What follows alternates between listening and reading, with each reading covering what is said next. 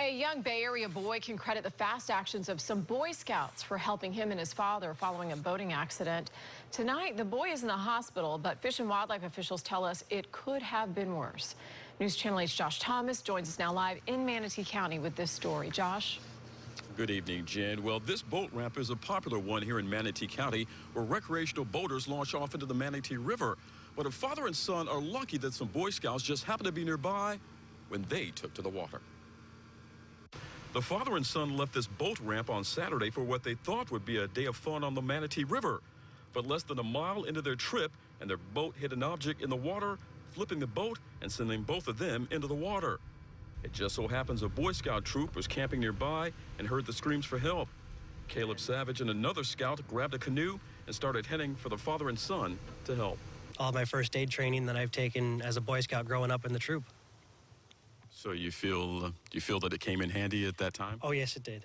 Very handy, because otherwise I wouldn't know what to do. The scouts brought their medical kit and were ready to administer CPR, but within minutes, EMS arrived on the scene.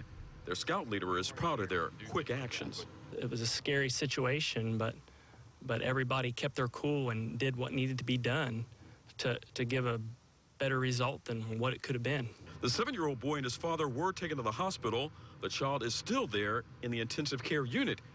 Florida Fish and Wildlife tells us it's fortunate the scouts could help. Anytime that anybody has any type of training regarding first aid or any additional that most of the general public doesn't receive, it's always nice to see that people that use that in a good way, specifically when when bad things happen, whether it be on the water or in the woods. As for the scouts, do you consider yourself a hero?